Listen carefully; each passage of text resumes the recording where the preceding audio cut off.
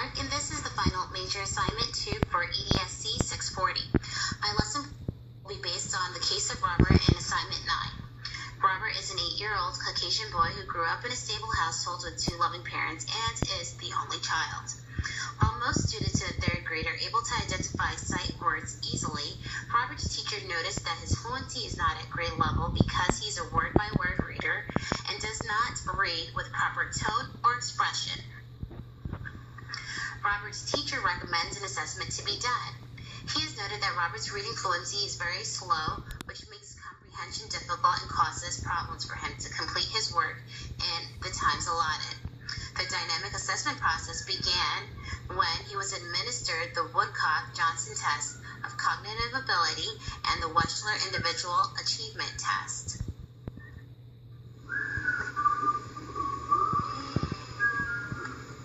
From the assessment, Robert demonstrated normal cognitive abilities. Robert achieved a total composite score that was in the low average range when compared to other children his age. Specifically, Robert scored in the low average range on the reading and oral language indexes.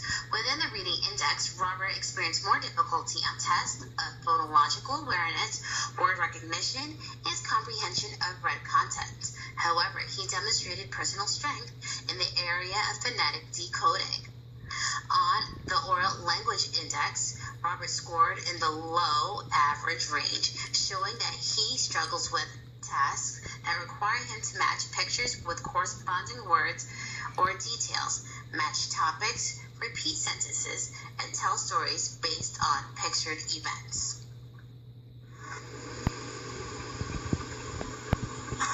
Based on this assessment, I believe that a lesson constructed with elements of choral reading, peer tutoring, and independent reading will be of help to Robert. The central focus of my lesson will address students' fluency and comprehension skills. The content standards are RL 3.1, RF 3.4, and RF 3.4b. The students' learning goals are: students will improve reading comprehension, students will ask and answer questions to demonstrate understanding of text, students will read with sufficient accuracy and fluency to support comprehension, and students will read grade-level prose with accuracy, appropriate rate, and expression on successive readings. I'll begin my lesson. We have been working on developing our reading skills. Today we're going to work on something called fluency.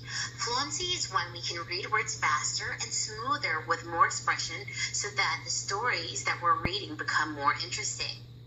Before we begin, we'll have a short pre-text. Students will have 4 minutes to read the passage that is on their reading level and answer the questions to the best of their ability. It will be compared to the post-test.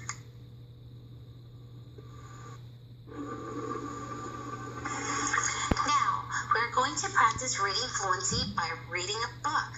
I'm going to pass out a book to each group of 2 along with 2 fluency checklists.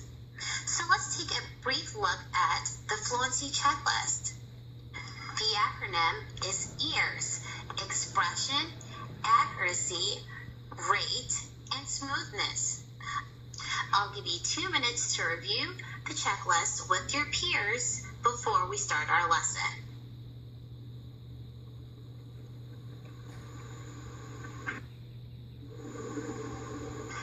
The name of the book we'll be reading today is A Bear Called Paddington by Michael Bond. This story is about Paddington Bear, who traveled all the way from Peru when the Browns first met him in the Paddington station.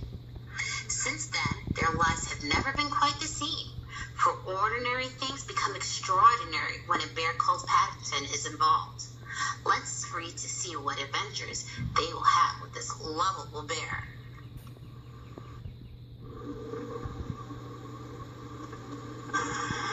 I'll read a passage from A Bear Called Paddington, then we'll do our choral reading by reading it together. Each of you will get a turn to be the reader, and you'll read the story to your partner 3 times. On the second and third time, your partner reads to you, I want you to mark the boxes to let your partner know what they have improved on since the time before. You will mark if they remembered more words, if they read faster, if they read smoother, or if they read with more expression on the slip of paper. Remember,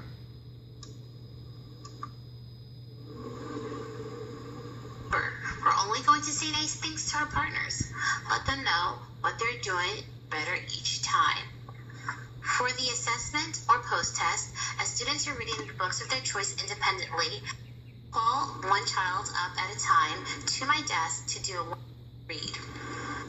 The student will read a passage from a bear called Paddington to me 3 times, and I will use a stopwatch to time them for each read and see how many words they've read in 1 minute. Using a chart with track and race car, I will move the race car on the chart to the number of words they read in 1 minute.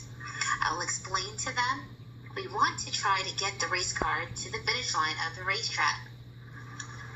I will show them their progress and motivate them to read faster each time.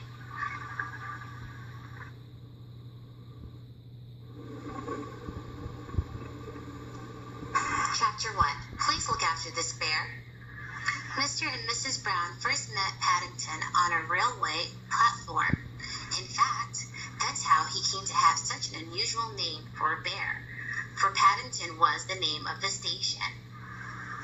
The Browns were there to meet their daughter Judy, who was coming home from school for the holidays. It was a warm summer day and the station was crowded with people on their way to the seaside. Trains were humming, loudspeakers blaring, porters rushing out, shouting at one another, and altogether there was so much noise that Mr. Brown, who saw him first, had to tell his wife several times before she understood. Now we'll read it from the top together. 1, 2, 3. Mr. and Mrs. Brown first met Paddington on a railway platform. In fact, wonderful job, guys. This concludes the end of my lesson. Thanks for watching.